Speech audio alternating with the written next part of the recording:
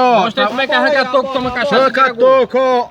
Coxa aqui, meu filho, ó. Não, mas não vai fazer desgraçado dessa não, mas. Ei, mas vai comer todo sozinho. Mexe.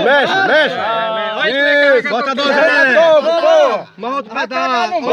É. Olha, ó. Arranca toco. Toma um, arranca toco. Não quer fazer o filme, tá cagando, mano. Quer arrancar toco? Vai, Arranca meu toco, filho, pô. é minha. Ei, me dá aí também, me dá também. Não, viu? Esse outro pedaço aí, tinha pedaço eu quero. Vou tomar minha, hein? Tem que ir logo pra UPA, viu? Nós estamos pra de carne aqui dentro. Tira gosto.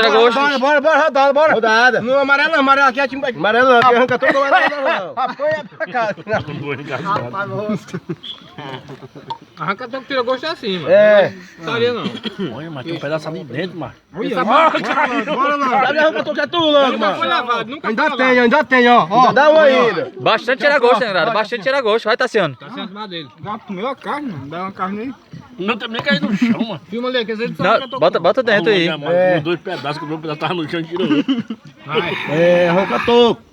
Ó, tá vendo aí como é que arranca toco tira gosto? Amanhã vai pro canal do YouTube. Você Cadê o arranca toco? Cadê o arranca toco aqui? Tira essa colher daqui de dentro, tira essa colher daqui de dentro aqui. Dá licença Olha aí. aí, arranca toco. Vamos deixar pra Light.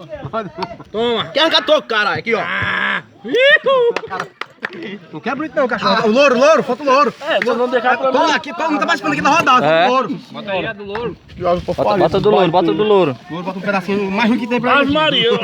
É o teste. A colchona com gosto de fígado. Ô, rapaz. Tá aqui o fígado. Bota no YouTube. Ô, rapaz. A iaca aí é do sapato. Olha aí, Ó, ó. a coxa não morrer alega, viu? Lá vem e olha aí. Ah, ele arranca toco mesmo. Entrou agora, mas é pro outro. Se não sai do grupo, sai do Rapaz, grupo. tem um gostinho. Pega o beco. Tem um gostinho de rir mais, viu? Chuteirinha boa, diz.